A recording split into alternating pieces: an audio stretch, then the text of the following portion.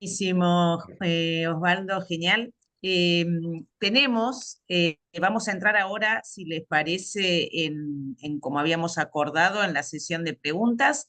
Tenemos una pregunta ya en el La chat. pregunta que surge acá es: ¿la falta de multas es solo para certificado de trabajo, artículo 80, y certificación de servicio se mantiene igual, Osvaldo? Es para todo, es para todo. Es para Eh, todo. Exactamente. En realidad la multa del certificado de trabajo era referida al artículo 80, es decir, modificada la 25345, uno de los párrafos del artículo 80. Pero existe esa famosa certificación de servicios a la cual hacían mención, que deviene como obligación de la ley previsional, de la ley de jubilaciones y pensiones. Todo esto era considerado un paquete único en el marco de la jurisprudencia, es decir, si me faltaba uno de los certificados ya me imponían la multa. Entonces, esto deja de lado la posibilidad de que se imponga esa sanción frente a la falta de entrega de cualquiera de los dos certificados, perdón. Esto no implica que en el caso de que el empleado quiera de alguna forma tener su certificado, lo pueda solicitar a la empresa y la empresa lo emita, ¿no? ¿Es correcto? Absolutamente. La posibilidad de emisión del certificado de trabajo todavía subsiste, es muy sencilla, se hace a través del sistema, pero la verdad es que había degenerado todo esto en una situación donde la falta de entrega del certificado, la única finalidad que tenía era lograr una retribución mayor, una compensación mayor al fin del empleo a través de la percepción de esta multa. Quería preguntar muy brevemente algo que por ahí no saben, pero es ahí todo eso que dice a reglamentar. ¿Hay alguna previsión? ¿Qué info están teniendo?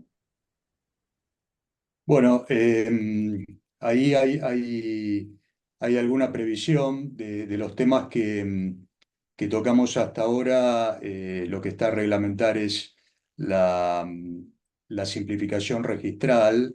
Está a reglamentar también bueno, ahí se espera una reglamentación por parte de la FIP, un aplicativo en definitiva que dé lugar a una alta temprana un poco más sencilla, más expeditiva, con menos datos a rellenar al momento de la contratación, sin perjuicio de que después se puedan completar algunos otros datos de utilidad para el sistema. Por otro lado, también mencionamos otra figura que es la de los trabajadores independientes. Aquí también presumiblemente lo que haría la FIP es establecer un sistema de aportes conjuntos, probablemente que los pueda unificar el independiente que contrata a los colaboradores, pero a mi criterio eso no obsta a la implementación inmediata en la medida que todos estén inscriptos como trabajadores independientes. En algún punto lo podrían dejar así, pero se espera algún tipo de reglamentación. Después hay otras cuestiones que también están pendientes de reglamentación. Bueno, por supuesto el tema de la regularización del empleo no registrado.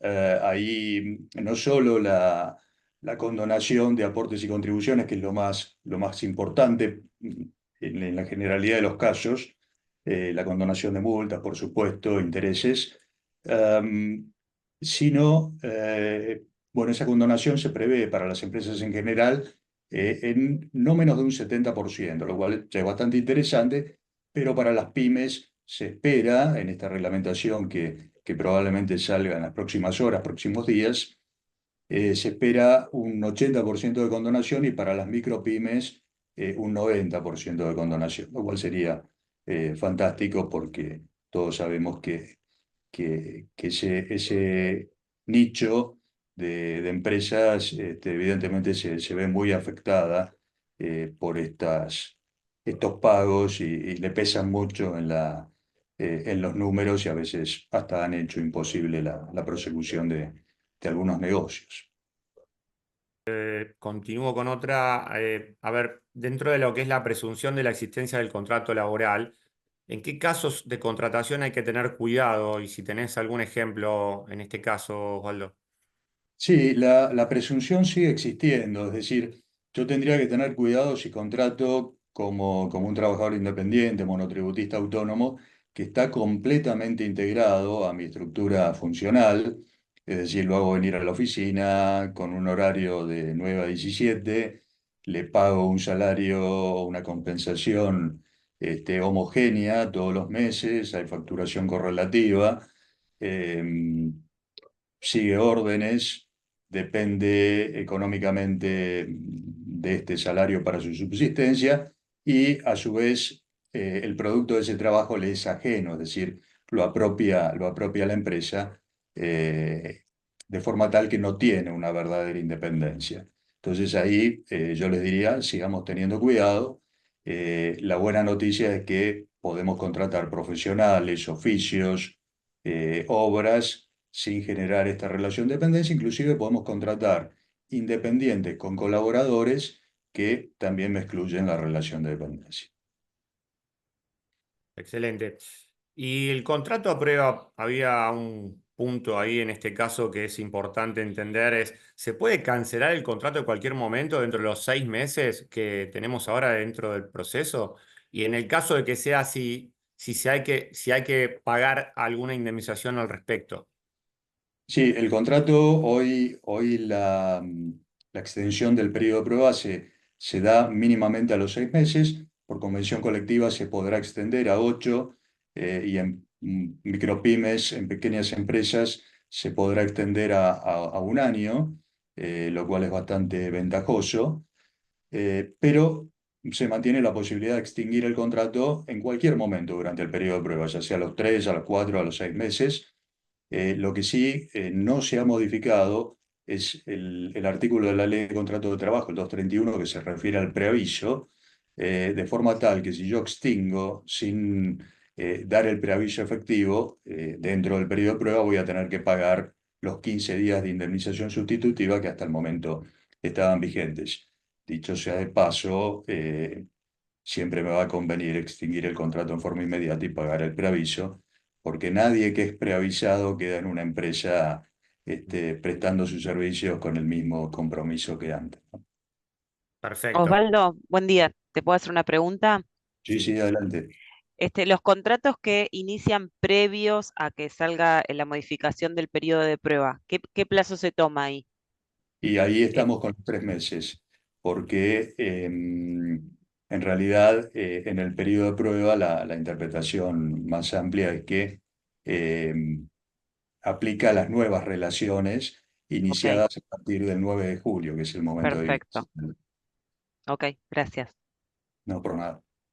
Es muy interesante la parte de contratistas con respecto a qué hay que cuidar en los aspectos, porque si bien nos blinda, nos blinda un poco mejor, no sé si nos blinda del todo, pero nos blinda un poco mejor con respecto a estas resoluciones, sí habla mucho y vuelve de nuevo a la solidaridad, ¿no? O sea, no es que te desconecta de la solidaridad en forma directa, ¿no?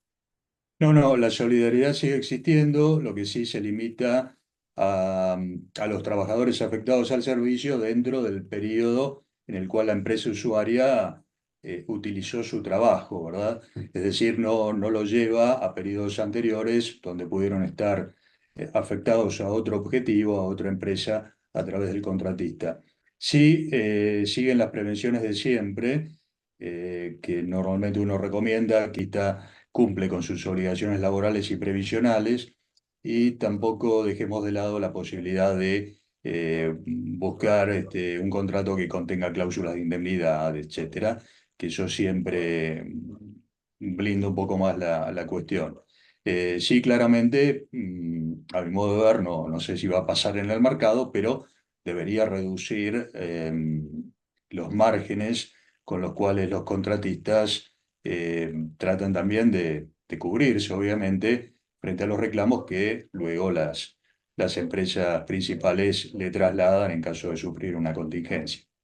Con respecto a las multas, los juicios que ya están en marcha, ¿cómo opera el tema de las multas con respecto a los que ya tienen sentencia, los que no tienen sentencia? ¿Cómo interviene ahí este tema? Los que tienen sentencia definitiva, ya está, es inamovible, me aplicaron las multas, pago las multas. Los que todavía están en trámite, hay dos tendencias. La de la aplicación de la ley penal más benigna, donde dice, bueno, derogadas las multas, los juicios en trámite directamente no aplican las multas, y otros criterios jurisprudenciales donde dice, sí, efectivamente las multas siguen aplicando porque la aplicación de la norma no es retroactiva y porque las multas no son, a este criterio, en realidad penalidades, sino compensaciones especiales para que el trabajador que no fue debidamente registrado tenga una suerte de reparación de daños.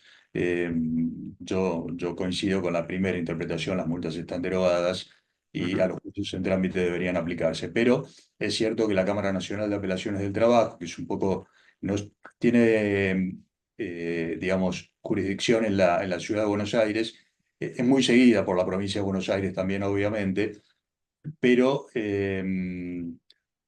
ha mantenido hasta ahora, en los pocos fallos que han salido, el criterio de que no, las multas siguen rigiendo a los juicios en trámite, de forma tal que esto va a tener que tener algún tipo de unificación en algún momento. Otra, Pregunta. sí. Sí, entró otra Dale, dale. pregunta. En general tenemos contingencias legales con el personal de seguridad desvinculado, servicio tercerizado, ya que dichas empresas no suelen responder adecuadamente ante la demanda del trabajador. Y como empresa contratista debemos actuar solidariamente. Con la entrada en vigencia de esta ley, ¿la contingencia es menor o el riesgo sigue siendo el mismo? Es menor porque el empleado de seguridad normalmente pasa lo que en la jerga se conoce de objetivo en objetivo, de forma tal que solamente va a estar limitado al tiempo de servicios dentro de mi empresa. De todas maneras, ahí entra no quiero extenderme demasiado, pero entra en juego la cuestión de si la seguridad es una actividad normal y específica de mi empresa o no. Y esto dependerá mucho de la actividad de la empresa. Hoy la inseguridad es un tema, sigue siendo un tema, de forma tal que todas las empresas necesitan en mayor o menor medida seguridad, pero acá la recomendación es de nuevo, busquemos empresas solventes para evitar este tipo de cuestiones. Han sido bastante zarandeadas en la jurisprudencia, por ejemplo, las cooperativas de seguridad. Entonces ahí hay un tema de prevención también. Perfecto. El bloqueo lo realiza gente del gremio y no participan empleados de la empresa. ¿Cómo sería el procedimiento en este caso? Bueno, acá hay un tema. Está buena la pregunta porque muchas veces, para no involucrar a los empleados de planta, el gremio viene con su propia gente que no sabemos eh, de dónde viene o trabaja seguramente en otras empresas, pero vienen a hacer fuerza en la propia empresa. En la medida que se trate de delegados, evidentemente es poco lo que podemos hacer, o cargos electivos dentro del propio gremio, es poco lo que podemos hacer porque la ley de asociaciones sindicales no ha sido modificada en esto, y hoy yo diría estamos un poco lejos de una modificación en ese sentido porque hay que vencer, digámoslo así, distintos criterios muy fuertes en esta materia.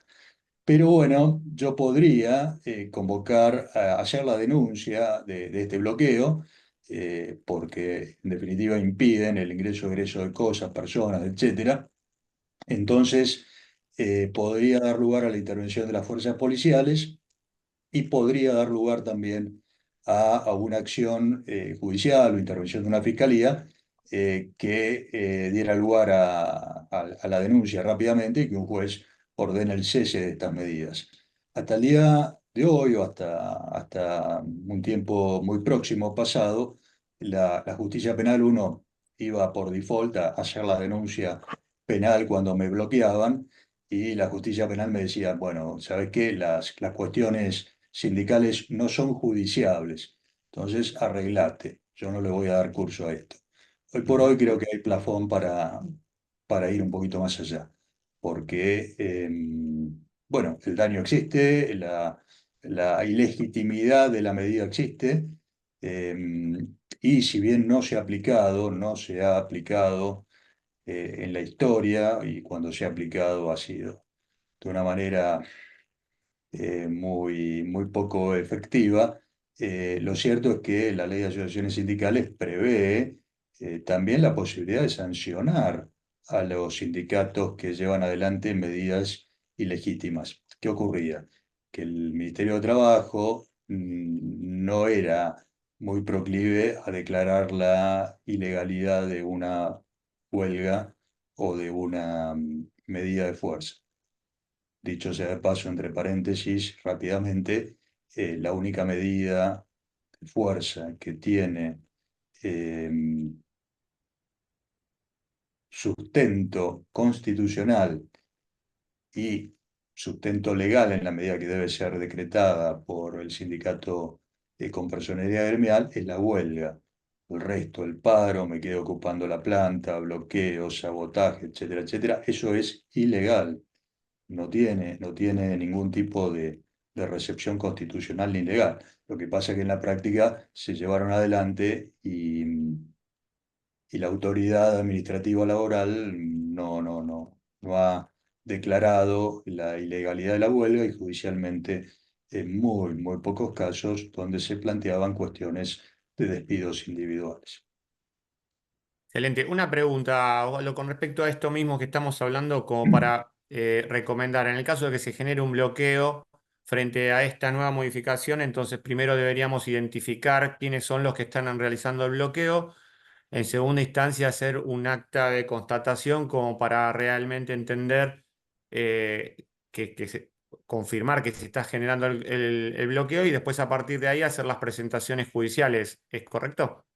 Yo te diría, empezar llamando al 134 y hacer la denuncia, y después Perfecto. Y eso seguir con certifica. todo, claro, seguir con todo el esquema y tratar de que la intervención policial de alguna manera constate el, el bloqueo, los participantes, etcétera, de forma tal que a mí me permita tomar con todos esos pasos que vos bien dijiste, recién a partir de la pregunta, de una forma un poco más expeditiva. Excelente. Bueno, vamos a otra pregunta. Gracias. ¿Podría una empleada continuar trabajando hasta el día previo del nacimiento de su hijo? En este caso, a lo que se apunta es si puede trabajar en forma remota y no tiene problemas. La pregunta es esa, ¿no? Si realmente lo puede hacer hasta el día previo del nacimiento del hijo. A ver, en la ley no. ¿Por qué? Porque el trabajo durante la licencia preparto, que hoy se lleva hasta 35 días, opción de la mujer, eh, acumulando todo el resto, los 55 días restantes posparto, eh, esta licencia es un supuesto de lo que se denomina trabajo prohibido. Es decir, la mujer no puede trabajar. Licencias normales, hago trabajar al empleado a través del sistema de teletrabajo, guarda que ahí también estoy dentro de un supuesto de trabajo prohibido. Obviamente, si yo tengo un personal jerárquico de mucha confianza, el cual me ayuda con dos, tres cosas esporádicamente durante la licencia, bueno, no voy a tener usualmente ningún problema, pero el resto de los casos, evitarlo. Perdón, ¿el seguro para cubrir el artículo 245 debe realizarse a través de algún ente regulatorio específico o recomendado? El fondo de cese, en principio, lo van a establecer los convenios colectivos de trabajo. Queda la posibilidad de concertar seguros. Esos seguros van a tener a ver, el régimen asegurador es un régimen altamente regulado, de manera tal que la Superintendencia de Seguros de la Nación sin duda va a tener que reglamentar esta cuestión y habilitar a las compañías de seguro a través de pólizas predeterminadas, como ocurre en toda materia, automotor, daños, vivienda, etcétera, etcétera, que ustedes conocen muy bien. Se va a tener que reglamentar eso en igual sentido. Ahí las empresas de seguro creo que van a tener una actividad interesante para el negocio asegurador, obviamente, ¿no? Hay otra pregunta que dice, con la entrada en vigencia de esta ley, la responsabilidad solidaria sobre el personal terciarizado, ya sea seguridad o limpieza, ¿es menor? A ver, sí, es menor, es más acotada, como decíamos antes, se limita al periodo de prestación efectiva de trabajo de ese personal. En lo demás sigue prácticamente igual, lo que sí me permite a mí, estando atento al cumplimiento o incumplimiento, poder generar pagos directos a los empleados, deduciendo de la factura, o bien pagar por cuenta y orden de la empresa prestataria directamente a la FIP los aportes y contribuciones de seguridad social. Esto es un poquito más difícil de determinación porque hay un tema ahí práctico de cómo determinar los aportes y contribuciones de cada uno de los empleados afectados al servicio, pero bueno, es harina de otro costal. De ¿se encuadra para todas las pymes, Osvaldo? ¿O digamos, el resto de empleados sigue manejándose que no estén encuadrados? ¿Va con metodología del artículo 245? Bueno, acá se abre un abanico de posibilidades. En principio, la aplicación del fondo de cese va a estar supeditado a los convenios colectivos de trabajo que en ese sentido lo pacten. Ese convenio colectivo de trabajo que así lo pacte, eh, o el convenio complementario al convenio colectivo de la actividad que así lo disponga, por acuerdo entre el sindicato representativo y las cámaras empresarias del sector, va a ser aplicable exclusivamente al personal convencionado, ¿sí? Ahí entra a tallar la posibilidad, ojo que todavía no está dicha la última palabra, pero que los sindicatos, en acuerdo con las entidades empleadoras, administren un fondo a ese efecto, ¿sí? Como si fuera Ujú. una caja propia. Está la posibilidad, como decíamos recién, de instrumentar esto a través de una compañía de seguros. Está la posibilidad de que el empleador se autoasegure, tal vez, Sí. y está la posibilidad de ¿qué hago con los, mejor dicho, qué hago con los empleados fuera de convenio? Que creo que ahí Mm, apunta un poco más la pregunta. claro. Sí, sí, sí. Los empleados fuera de convenio me quedan de lado de lo que podamos pactar, de lo que pueda pactar el sindicato con las entidades representativas empleadoras, de forma tal que queda supeditado al acuerdo individual. La ley no lo veda, es decir, lo establece así muy Claro. generalmente, la ley no lo veda, lo que la ley no prohíbe está permitido, ¿no? Por el principio Sí, constitucional, de manera tal que yo podría acordar con cada uno de mis empleados fuera de convenio un sistema de esta naturaleza. ¿De qué va a depender que lo haga o no? ¿Qué rotación tengo? Esa yo creo que es la clave. Que finalmente aplica a las pymes, sí, en la medida que yo esté, que la pyme esté alcanzada por el convenio de la actividad. Normalmente nadie sale de ningún convenio, o sea, siempre hay algún convenio que aplica, salvo casos muy particulares, pero creo que no es el caso de la industria, obviamente. Em, Voy a estar sujeto ya sea a mi pyme o empresa de mayor envergadura. Una pregunta ahí con respecto a, en el caso de la combinación, muchas veces tenemos, la ley habla ahora de bloqueos y habla también de medidas de fuerza, ¿no? De acción directa. En este Mm. caso, cuando se combina una acción pero interna, o sea, un delegado con su equipo hace un bloqueo un bloqueo, llamarlo así, o una medida de fuerza interna, eh, limitando la posibilidad de salida e ingreso de camiones desde el lado de adentro. Bueno, ¿Tiene eso tiene la misma asignación? sí, porque el efecto es exactamente el mismo. En definitiva, es un bloqueo detrás del portón o afuera del portón. Eh, a ver si, bueno, acá hay una serie de disquisiciones, no los quiero aburrir, pero si yo estoy bloqueando el portón del lado de adentro, no tengo derecho a estar adentro de la empresa, porque el único derecho que yo tengo como empleado a estar adentro de la empresa es para ir a trabajar. Si no, estoy ocupando indebidamente una Estoy propiedad que violando. no es mía. Ujú. Pero bueno, hay muchas cuestiones asociadas, de qué medida de fuerza se trata, Bien. si es una medida de fuerza que podría ser considerada ilegal, etcétera, etcétera. Hay muchas consideraciones que son para el caso concreto, ¿no? Perfecto. Y en esa instancia en la cual le estamos dando el ejemplo, las medidas que deberíamos implementar es acta de constatación, intimación, en este caso también al delegado empleado que corresponda en forma interna que esté realizando la medida. ¿Es correcto? Es correcto, llamen siempre al 134, lo que abunda no daña, y pidan la intervención también de la fuerza policial. Ujú. Excelente. Todo esto, obviamente, Néstor, va a haber que monitorearlo y ver cómo avanza, ¿no? Me parece ¿Cómo se que, ejecuta, no? claro, Mm. me parece que cuando vos estás en la empresa y sufrís una medida de este tipo, rápidamente tenés que diseñar una estrategia que va a depender un poco de cuáles son los condimentos que conlleva este tipo de medidas.